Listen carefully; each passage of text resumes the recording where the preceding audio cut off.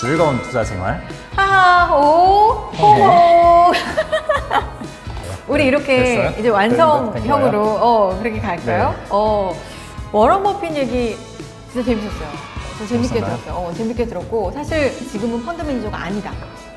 그렇죠. 네. 그래서 문득 펀드 매니저 그래 우리가 펀드 매니저 진짜 많이 하는데 사실 그 세계를 잘 모른다. 어차피 없어질 직업이라. 아 정말? 왜? 왜요?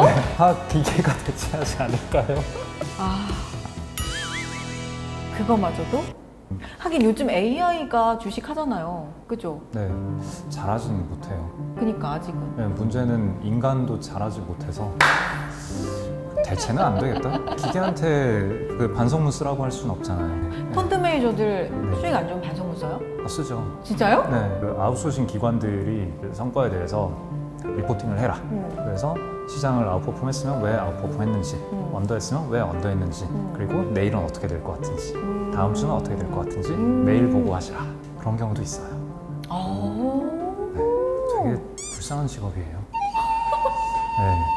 반성문이라고는 안 써있겠죠. 근데 어쨌든 반성문 비슷한 그쵸. 그런 걸 쓴다는 거죠. 운용 보고서라고 하죠. 네, 운용 보고서인데 내용은 반성하는 내용이죠. 반성 더하기 그러나 내가 되게 잘못한 건 아니고 시장이 좀 혼란스럽다. 그러나 내가 잘못한 점이 없지는 않다. 이런 점은 개선하고 잘 할 테니 믿고 맡겨달라. 아, 이게 정형적인 순서 틀이구나. 네, 기계가 쓸 수 있을 것 같아요.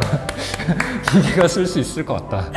아, 근데 나 문득 궁금한 게 이런 거 많이 아실 것도 같지만 또 생각해보면 의외로 많이 모르실 것 같은 게 펀드 매니저라는 게 있고 브로커라는 게 있고 그쵸? 네. 애널리스트 네, 분들이 네. 있고 뭐 이게 구별을 좀 여러분께서 가입하시는 펀드를 운용하는 회사가 운용회사고요. 네. 자산운용사라고 부르는. 조금 디테일하게 들어가자면 그 돈이 자산운용사의 계좌로 들어가지가 않아요. 신탁은행이라는 제3자의 바구니가 있고 이 바구니에 고객분들의 돈이 들어가는 거고 자산운용사는 이 바구니에 들어온 돈으로 무엇을 사고 팔아라 라는 운용 지시를 내리는 회사예요. 네. 그러니까 이게 운용사 계좌에 그냥 돈을 맡기면은 이 돈을 가지고 뭔 짓을 할지 모르잖아요. 보고를 한다고는 해도. 그래서 제3자의 명의로 맡겨놓고 투명하게 이렇게, 그러니까 마음대로 이상한 짓을 못하게 딱 분리를 시켜 놓은 거죠.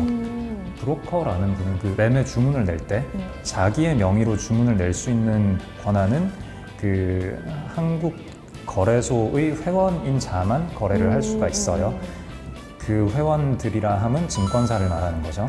그래서 저희가 개인 투자자분들이 주식 거래를 할 때에도 뭐 삼성전자 주식을 사고 싶다 했을 때 삼성전자 현관 가서 주식 주시오 이런 거 아니잖아요.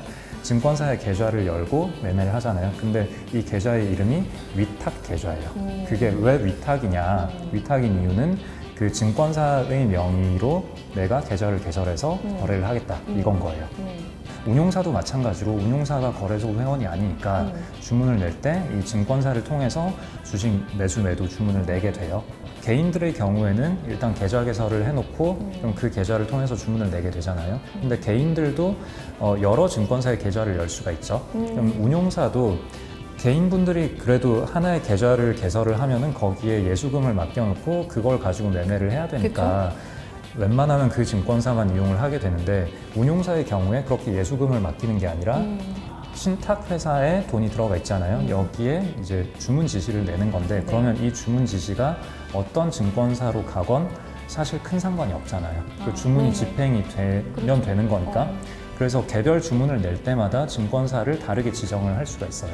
근데 그러면은 증권사에서 법인영업부서라는 곳이 있어요. 그럼 이 법인영업부서에서 하는 일은 우리가 운용사에 다양한 서비스를 제공해 줄 테니까 주문을 낼 때 우리 창구를 통해서 주문을 내달라라고 세일즈를 하는 거예요. 그러면은 증권사 입장에서 세일즈를 할 수 있는 방식이 여러 가지가 있겠죠. 뭐 주문을 냈는데 주문을 되게 빠르게 체결을 해준다던가 혹은 운용사는 보통 대량의 주문을 내기 때문에 뭐 오늘 이거 한 뭐 100억 원어치 매수해 주세요라고 하면은 한 방에 체결을 못 하잖아요. 그러면은 뭐 열흘에 걸쳐서 10억씩 나눠서 주문을 내는데 10억도 하루 종일 전체 시장에 충격을 주지 않게 매매를 해주세요. 혹은 뭐 VWAP이라고 하는데 VWAP 시장에 오늘 하루 동안 평균적으로 얼마의 가격에 거래가 되었나 근데 그것보다 싼 가격에 체결해 주세요. 뭐 그런 게 있어요. 그러면은 그런 트레이딩을 잘 해주는 증권사는 운용사에 좋은 가격에 매수를 할 수 있게 해준 거니까 이게 그 증권사 트레이딩 팀의 능력이다. 그러니까 앞으로 우리 쪽에 주문을 더 많이 내게 하는 그런 유인이 되는 거죠. 증권사 그게 입장에서. 증권사별로 또 차별화가 되고 능력이군요. 각각의. 그렇죠. 그렇죠. 증권사가 본인들의 능력을 이제 운용사에 보여줘야 되는 거예요. 사실 이렇게 보면 되게 운용사가 서비스를 받는 뭐 그런 입장인 것 같은데 운용사가 사실 증권사보다 더 인력이 부족한데 외부의 아이디어를 얻어야 될 필요가 굉장히 많거든요. 결국 그런 여러 아이디어들을 접한 다음에 독자적인 판단을 내리는 거죠. 그러면은 그 증권사 입장에서 훌륭한 애널리스트 분들을 많이 보유할수록 그 애널리스트 서비스를 통해서 나중에 주문이 들어올 때 이쪽으로 주문이 들어오는 그런 유인을 많이 만들 수가 있는 거고요.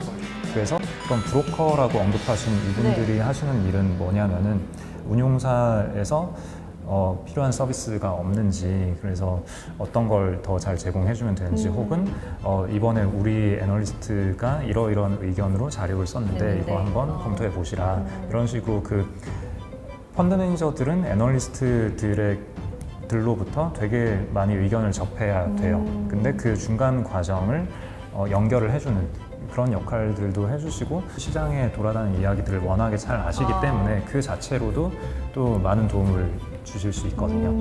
네. 쉽게 말하면 자산 운용사가 지시를 하는 거고. 네, 그렇죠. 맞죠? 실행을 증권사나 그렇죠. 은행이 그렇죠. 하는 그렇죠. 건데 네. 증권사 네네. 내에서 맞아요. 네. 애널이라는 네. 어떤 시장 전반이나 섹터를 분석하는 분들이 있는 거고. 네, 맞아요. 그렇죠? 맞아요. 또 운용사와 네. 그런 증권사 간의 네. 좀 연결 네. 역할을 해주는 분들이 네. 증권사 내 또 브로커 네. 역할을 네. 해주시는 분들이 있는 거고요. 네. 맞나요? 네, 맞습니다. 좀 쉽게 정리가 됐어요? 굉장히 정확하게. 네. 네. 그러면 갑자기 영화가 떠올라서 주식 관련 영화들 꽤 있잖아요. 아, 예. 그래서 그거 좀 어. 되게 좀 그래요. 왜? 그냥 자기가 고객 돈 받아서 그냥 막 자기가 매매하고 자기가 시장에 막 소문도 흘리고 막 그래서 이분이 매니저인지 개인 투자자인지 브로커인지 뭐 뭔지 모르는 그냥 뭔가 증권맨이에요. 이거 궁금해요. 이 세계는 어떨까? 네. 어떤 사람들일까? 어떤 일을 하게 되느냐? 그런 뭐, 예, 것도 일상이 궁금하고 어떠하냐? 네. 세계에 대해서 좀 궁금한 거죠. 호기심이 네. 있는 거죠. 네. 어쨌든 개인이 볼 때는 외국인 투자자는 차치하고 기관의 어떤 축들이 네. 좀 궁금하잖아요. 네. 자, 그래서 예, 일단 이거 하나 기억하시면 네. 돼요. 반성문을 쓰게 되고요. 네. 반드시 쓰게 돼요. 네. 운용 보고서 운용 보고서를 맞잖아요. 쓰게 되고요. 처음에는 그 인하우스 애널리스트로 시작을 하니까 처음부터 들어간다고 바로 이제 운용해봐 이러면서 돈을 맡기지 않거든요, 보통. 그러면 처음에는 이제 열심히 기업 탐방 다니고 이 기업 이런 것 같습니다. 이렇게 이야기를 하고 보고서 올리고 그래서 애널리스트 역할이랑 크게 다르지가 않은 거예요. 그래서 인하우스 애널리스트라고 부르는데 그렇게 해서 열심히 탐방 다니고 네. 막 올리다가 어느 날인가 그래 그럼 이거 살게 하고 매니저분들께서 딱 결정을 하는 순간이 오죠. 어느 날. 그 순간부터 이제 페이퍼워크가 아닌 거예요. 정말 실제 돈이 투입되어 있고 그렇죠. 내가 이거를 잘 분석하고 내가 어떻게 의견을 내냐 못 내냐에 따라서 이제 정말 그 고객님들의 돈이 왔다 갔다 하게 되는 거잖아요. 그때 너무 떨리고 그래서 내가 이 기업의 정말 밥숟가락 하나까지 내가 다 파악하고 내가 이 기업의 모든 걸 다 체크하고 있겠어. 그런 생각이 들었는데 안 되죠, 그게. 그 정도로 디테일하게 사실 어쨌거나 외부인이기 때문에 그렇게 체크를 할 수도 없고 체크가 된다 하더라도 이거는 또 정보 비대칭이기 때문에 공정하지가 않아요. 그리고 회사에서 그만큼 알려주지도 않고 중요한 거는 어떤 더 디테일한 뭔가를 알고 있다라고 해도 그게 수익률이랑 연결이 안 되거든요.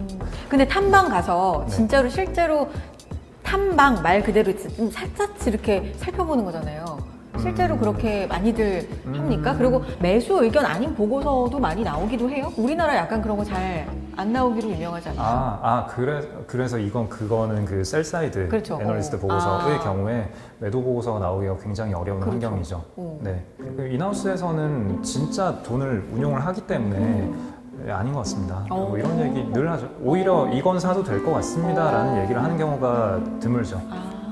그래서 처음에는 보통은 웬만하면 리서치 위주로 하다가 어느 정도 연차가 쌓이고 그 능력을 인정받고 나면은 운용을 시작을 하게 되고, 운용을 하다 보면은 좀 더 그 리서치 할 때는 기업의 펀더멘탈에 집중해서 봤다면은 운용을 할 때에는 좀 더 거시적인 여러 가지 움직임이나 아니면 수급 상황들이나 굉장히 다양한 요소들, 그리고 섹터를 볼 때와는 다르게 다른 섹터들과의 상대적인 비교를 통해서도 주가가 많이 움직이기 때문에 그런 고민들을 되게 많이 하고, 그리고 일상적으로 뭐 기업 탐방이라던가 뭐 애널리스트 미팅이라던가 이런 걸 많이 하는데, 이제 펀드를 운용을 하고 나면은 펀드의 고객분들을 상대하는 일도 점점 많아지고요. 그리고 그러면서 이제 반성을 해야 될 일도 점점 많아지고요. 지금까지 펀드 매니저의 세계에 대한 이야기 피처링 방송해보니까 어때요? 방송이요?